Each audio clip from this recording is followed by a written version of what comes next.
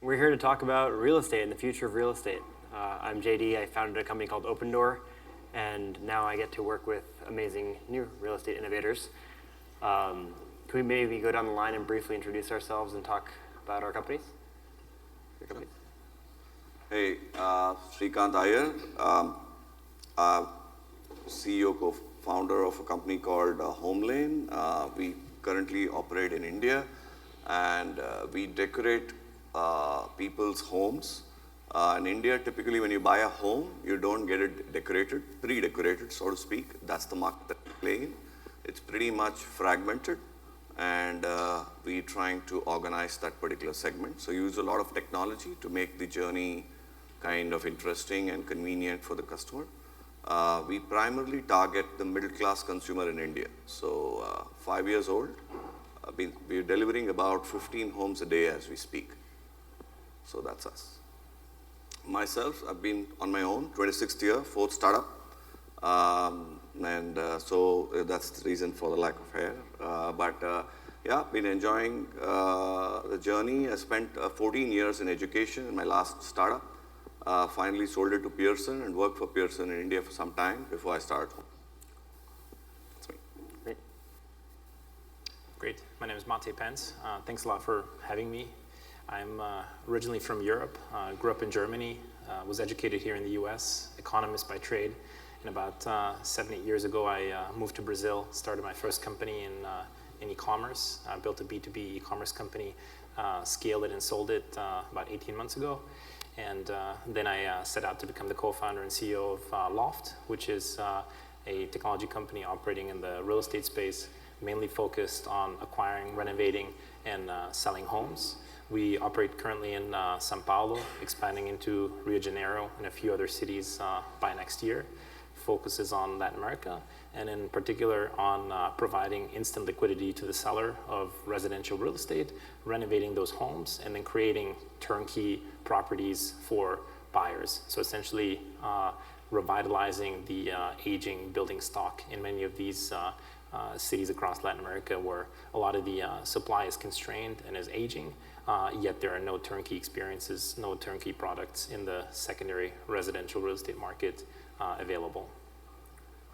I'm Andrew Collins, co-founder and CEO of Bungalow. Born and raised Tulsa, Oklahoma, went to Princeton for undergrad, and then immediately moved out here and worked for a company called Medallia and helped Amy and Berga bootstrap from 50 some odd employees to over 1,000, helping companies such as Apple, Four Seasons, Nordstrom, really think about how to deliver a world-class customer experience at scale. After that, got my MBA at Wharton, and then joined Atomic as a founder in residence and launched Bungalow at that. So Bungalow, we are a two-sided marketplace, connecting homeowners with sort of difficult to rent single-family homes, large brownstones, large apartments, with millennials who are really looking for both an amazing living experience and also an incredible community. So we've launched 2 years ago and have rapidly grown to be the largest co-living company within the US. Great. So I think what's always fun with the founding journey is everyone's is different. I think with launching coming out of Atomic, it's very different than launching probably a home renovation company in India. Briefly, maybe talk through the founding journey and what kind of changed from your original visions. Yeah, absolutely. Bungalow is really founded out of my own empathy for the resident experience. Being born in the Midwest, going to school on the East Coast, coming out here to the West Coast, found it really challenging to really establish my friend group when I first moved out here. And then I think one of the largest challenges that we have as a generation, I think a lot of us are sort of getting at this, is around housing affordability more broadly. My own experience, my rent went up by 80% in the 2 years that I was gone from San Francisco. Horrible. And so it felt like there's an opportunity in a white space to really reimagine sort of what residential real estate looked like.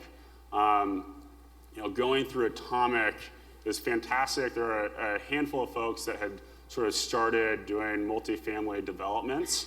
And so we took a very differentiated approach and really went through thinking through what are the big differences, what are the flaws within those problems, what are the gaps that allow us to scale a lot more quickly, and then really did a lot of quantitative and qualitative research, speaking with those residents that lived within, just a normal room share on Craigslist or potentially in these competitors, and found, there's a real craving for this idea of home and warmth and just this sort of 3 to 7 style group that's more consistent with a roommate experience. And so I think that unique insight of really being able to look at the distribution channels, really being able to do a lot of qualitative and quantitative research allowed us to identify product market fit before even launching, and then we just really took off ever since.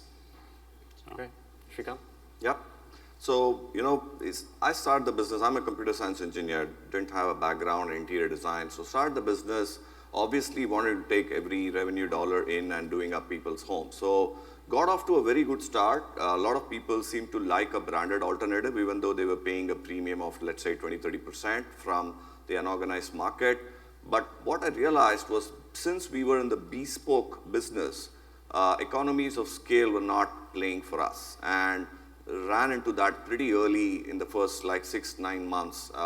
So, every 10th home that we delivered, or even when we were scaling from 1 home a day to 2 a day to 5 a day, we were not getting economies of scale. So then looked at how we could get that to work for us. To cut a long story short, what I realized was, even though we were in a bespoke business, we need to productize as much as we could to make it more scalable and for us to get predictability as far as output was concerned. So in a way, variety became the enemy of scale. So we kind of shrunk our catalog, made it what we call a limited catalog now, which really worked for us because we found that with less options, we could deliver with far more predictability. So we could deliver better quality, we could deliver definitely better prices, keeping our margins intact, and most importantly, we could deliver on time every time, pretty much, which was very, very important for the customer. So to achieve this,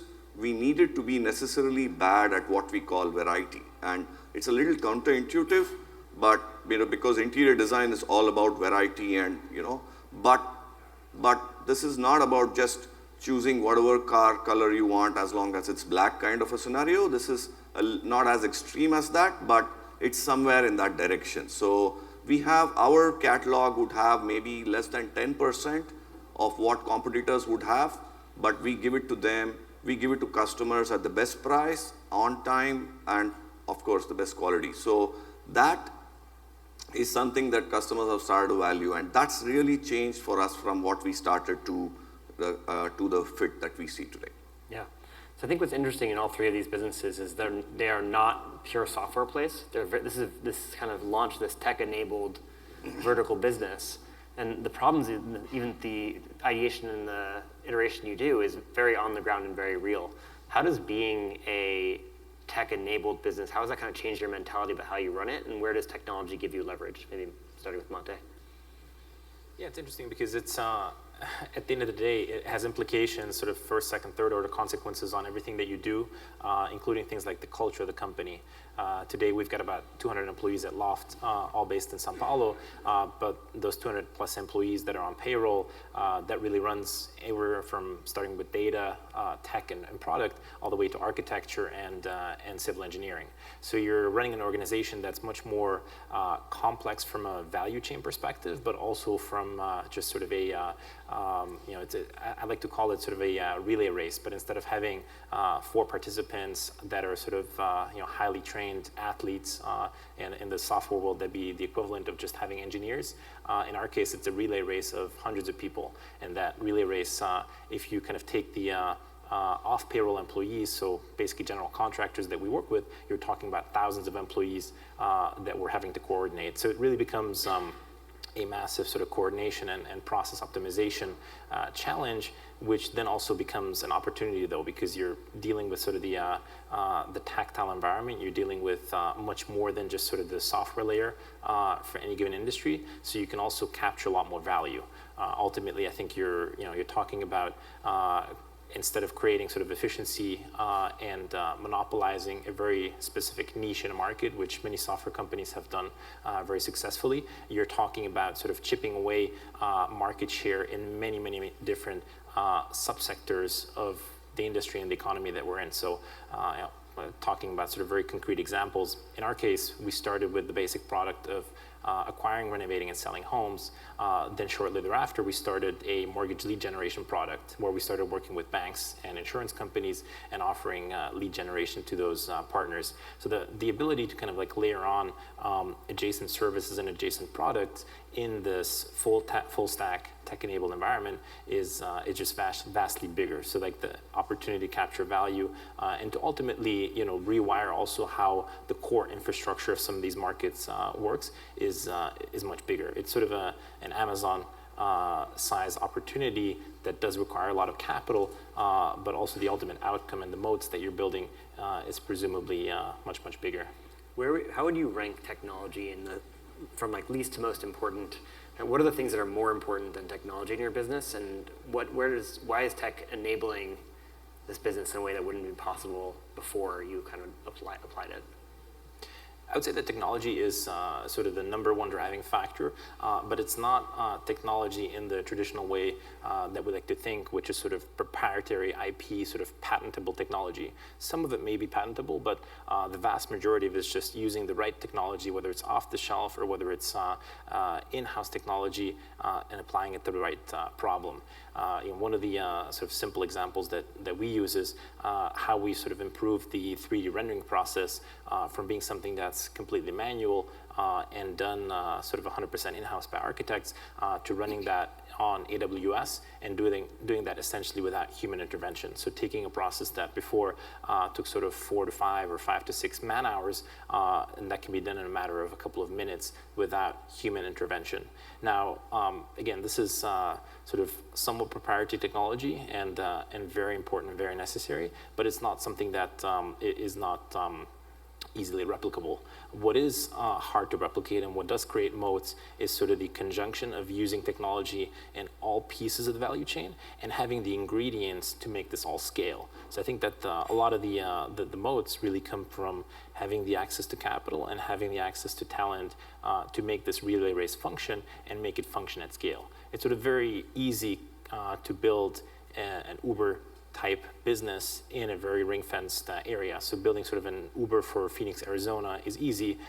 Building Uber the way it is today, functioning across hundreds or thousands of cities around the globe, that is very difficult. Sure. Srikanth, I think you're talking a little bit about some of the software that enables kind of the end-to-end. Maybe talk to that a bit. Yeah. So, doing interior design for the customer is actually a little bit of a harrowing experience. I mean, because, you pretty much tend to spend many hours with the interior designer discussing design mostly at the discussion, and it's a completely disjoint conversation on the commercials, which happens like pretty much typically 1 week, 2 weeks later. I'm sure lots of us have had that experience, and that's pretty much bad news. I mean, you love the design concepts and stuff like that, but it's not really matching with the budget, and you realize that a little too late, maybe a week or two later. So what we realized is we need to make this a lot more synchronous and more convenient for the customer. So when we created a catalog, we created a virtual collaboration platform called Spacecraft, so crafting space, so basically. So what Spacecraft does is it enables the designer and the customer to collaborate virtually. They don't even need to meet physically, but the designer can create interior for your home, for your house, pretty much at runtime. What typically takes about 10 hours on physical meetings can be done in less than 30 minutes using Spacecraft. And the best part is that it's connected to price, so you're pretty much dreaming with your eye on the price. So that's the convenience that we enabled. And that really helped us in the last 18 months or so. We've scaled 6x just by enabling that convenience and by shortening the decision-making time. So typically, customers used to meet physically, face-to-face, extremely inconvenient. I mean, if you think traffic here is bad, you should just come to Bangalore. I mean, it'll take you 2 hours to get from anywhere to anywhere. So you can just imagine driving up and going, meeting your interior designer for another 2 hours after that. So here we just took all that away, said sit in your house, collaborate with the designer, and get your designs done. And you will get the price immediately. So that really is the kind of technology that to me helps scale brick and mortar businesses like ours. I think customer convenience comes to the fore for me. Yeah, I mean, I think it's really, real estate just in general, what we're hearing here is it's highly fragmented, it's a massive sector, and there's so many inefficiencies throughout that. And so whether it is designing and rebuilding homes, for us very similarly, as we're launching new properties, it's very core to us around interior design and making sure that we have furnishings in place that help bring the community and household together. And we're able to bring a property online within 24 or 36 hours. And the only reason we're able to do that is because we have these CAD renderings and 3D visualization software that our interior decorator is able to do here in San Francisco across all 10 of our markets. And that also allows us to ensure that we're coordinating, having set up very efficiently as well. I think the other piece is really around customer experience and how we as both a generation, just generally how we expect to interact with the world is much more through a digital first experience. And so, I still pay my rent with a paper check and it's horrible. Still have to pick up the phone whenever any maintenance issue arises. You don't live in a bungalow? Used to. I wish I did now still. That should all be seamless. And so I think technology is able to really drive a lot more efficiencies and convenience and much more, like a much better and richer experience as well. And I think that's what's really exciting is you've seen a lot of different prop tech companies come to fruition to essentially try and solve one of three challenges, which is either it's these inefficiencies, it's convenience and customer experience, or it's reimagining financial products as well. And I think there's a really large intersection of fintech within prop tech as well, and you're seeing that with Loft. Yeah, I think you see a lot of that, which is that ultimately it looks like most of these companies are, and what customers today want is, I want an experience, I want a product, I want a service. And there's a lot of crap you have to do across 10 different companies today to make that happen. You need to hire an architect, you need to meet these vendors, you need to get someone to do the floor plan, you need to figure out pricing, you need to, whatever it is, right? Yep. You need to get a mortgage. And what these new companies are able to do is through that single digital experience, wrap that, and then bundle all these services under one experience and abstract all that away from the customer. Well, and I think Amazon and technology companies in general, bringing it back, has really shown us how you can hold on to these really meaty problems, and through technology, you're able to, in a very scalable way, actually deliver this unified experience through all of these different channels. So for us, it's thinking about like what home services and households and how do we property manage 500, soon to be 1,000 properties across 10 different markets from a scalable, centralized team here in San Francisco. You can only do that through technology, and then also thinking about, how do you manage disparate, decentralized property types and getting maintenance techs out on time, getting cleaners dispatched on time. What is the efficient route routing between those different properties? That's really only possible through technology. Otherwise, the economics never really make sense because of the inefficiencies. Yeah, I think it enables much larger companies probably than in the past, where you would have these fragmented markets because of the fixed cost of this work. If you can take tech and create a horizontal layer there, you can scale it much better. That's exactly right. I think what's interesting about this panel is it's very global. So Andrew's in the US, Mate's in Brazil, and Srikanth's in India. Where do you see kind of localized why do you think that the kind of tech-enabled services are going to be more localized than pure software plays, or do you think that ultimately brands are going to become global?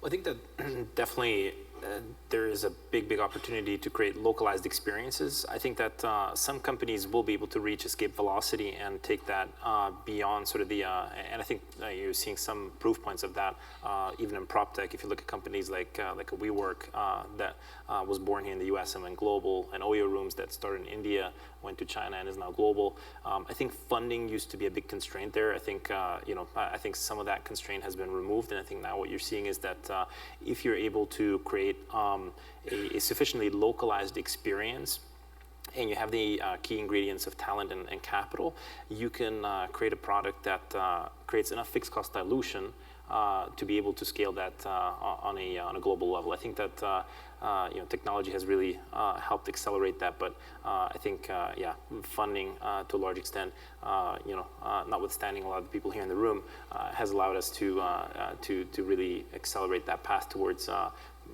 bigger and bigger, more and more global brands. I think that 5, 10, 20 years ago, it would have been inconceivable to see sort of a company be born in the US in a tactile environment, whether it's something that is comparatively simple, like an Uber, creating supply and demand for ride hailing, or whether it's for something that's heavily tactile, such as real estate. And I think that we're seeing some of those proof points pan out in front of us, and I think very, very large companies will be created.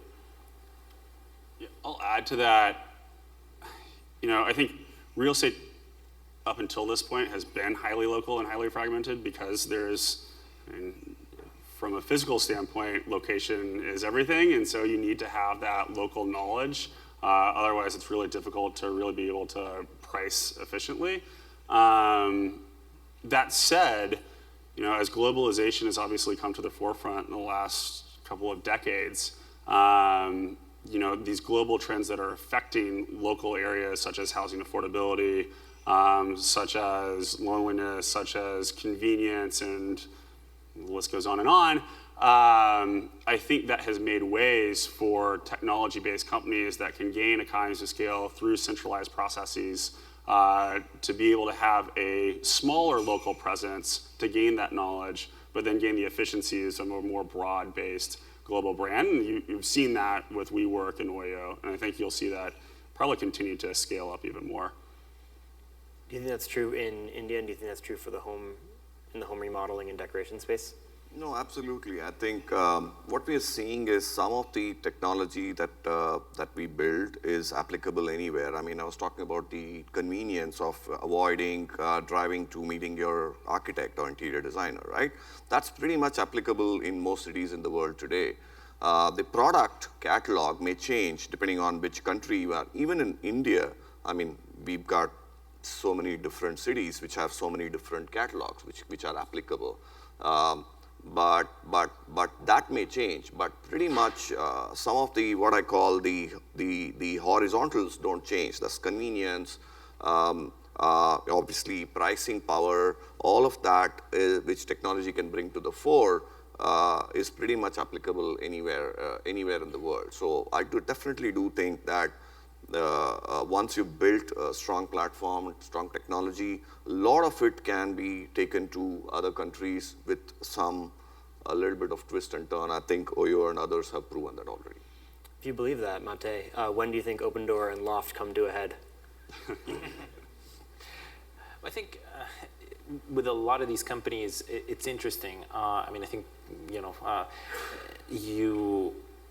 you're starting to see adjacent opportunities kind of crop up, and these companies moving into these adjacent opportunities much faster than I think any of us would have ever imagined. I think both Opendoor and Loft for now are extremely focused on a single opportunity. But if you take WeWork and you look at how they started in essentially sort of shared offices, and today they're creeping into our space, they're creeping into what potentially Opendoor is doing. I think that you're seeing a much bigger sort of horizontal opportunity across the board. I think in the US in technology, Amazon's the best example. I think in prop tech, because of the highly local opportunity, coupled with the fact that some components of it are globally scalable, you're going to see more and more companies that will look kind of like their competitors, and it's just going to be a question of sort of how focused they are on any given piece of the value chain. So I could see a future where an Opendoor is 80% US, 20% international, and a Loft that is 80% emerging markets and 20% developed markets. And then I think we should sit down and talk. We'll buy you. I think we have about 5 minutes left, so I'd love to open up to anyone in the audience who has any questions for folks here.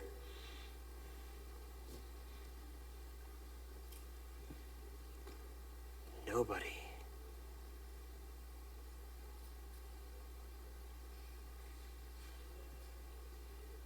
All right, we'll go back. So what do you think was unique about the last 5 years that started to create these new tech-enabled, or maybe the last eight years, where you started to see investment move so much further into these kind of new vertical business creations instead of the traditional kind of SaaS plays? What changed? So let me take a shot. I'll talk about the Indian consumer because that's whom I'm serving right now. I think the level of aspiration has gone up exponentially as far as the consumer in India is concerned. That's because the earning capacity has always been climbing up at a reasonable pace, but the base was always small. But now it's reached a point where the aspiration of the Indian consumer is actually very, very high. I mean, pretty much 10, 20 years ago, you would look at home decoration as a necessary evil and spending as less as possible on home decor. But today it's not looked like that. It's looked as more an extension of your personality.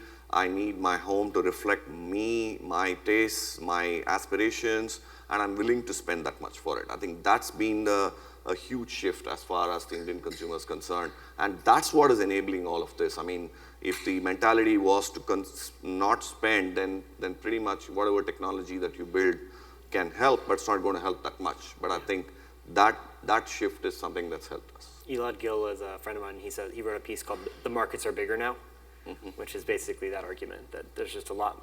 The markets are just much bigger. Well, I think there's a consumer demand as well for a much better quality of experience. And now with technology as well, you can strip away a lot of the inefficiencies. So it previously probably wouldn't have been possible without technology to keep going into these horizontal adjacencies because you'd really want to just nail the core of what you were doing and do that better than anyone else. And I think now there's a realization with technology, you can layer on these additional adjacencies, and by controlling more of that vertical stack, you can actually deliver a better experience to your end customer as well. So I think that's a lot of the reasons why you've seen this movement towards this more kind of full stack managed service as well. Yeah. I think that's a lot of the rationale. I think that there is also, frankly, a capital markets component to it. I mean, I think if you look at the last 10, 15 years, 10 plus years of quantitative easing in the US and across the globe, permanently low or close to zero interest rates in a lot of the key markets, that's pushed a lot of capital into private markets. So if you compare sort of the software companies that were created in the 80s and 90s, early 2000s, the capital that they had available, especially in private markets, when you're still working at product market fit and you're getting to early scale. I think that certainly at Loft, when we've raised in less than a year over $100 million of venture capital. Opendoor has raised over $1 billion in a couple of years. I think these are sums that previously were inconceivable. I think certainly Amazon raised a lot less money in their IPO when they went public. So I think that the orders of magnitude around the capital that's available, both equity and also debt capital that's available to be applied to these opportunities has shifted radically and enabled a lot of this change in prop tech. Cool. One last chance for Q&A. Anyone? Okay, Chester.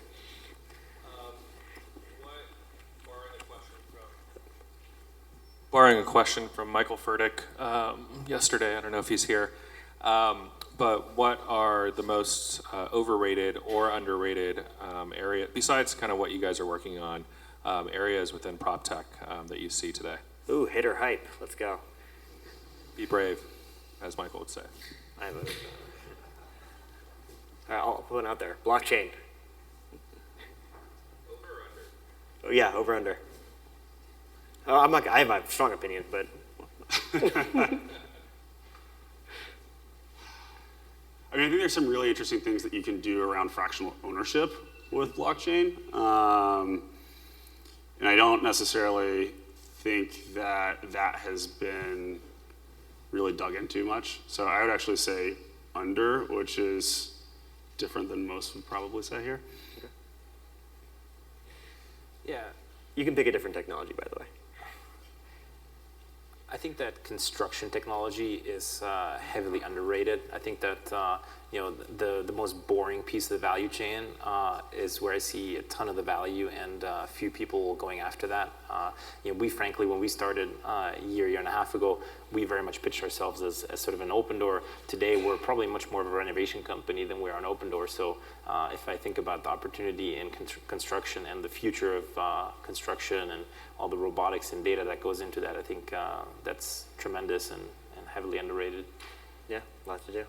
Looks like we're out of time. So this is the last answer. So, no, I kind of take on the same point, but I think today if you take, again, home decor, when you look at designing, you use 3D predominantly, and then when you need to manufacture, you use 2D predominantly, and you actually end up, the designer ends spending 2x the amount of time on doing the 3D for the customer perspective and 2D for the manufacturing perspective. They're not connected to each other. I find it completely unbelievable actually, because you're actually wasting so much time and talent and efficiency. So we're actually building something to, I think pretty much that's underrated. People don't think of these simple stuff that still needs to be built. There's nothing that's there today which connects your 3D and the 2D experience. I mean, and the 2D designing, which I think is very, very underrated. Cool. Thank you guys for coming. All right, thanks. Thanks for having us.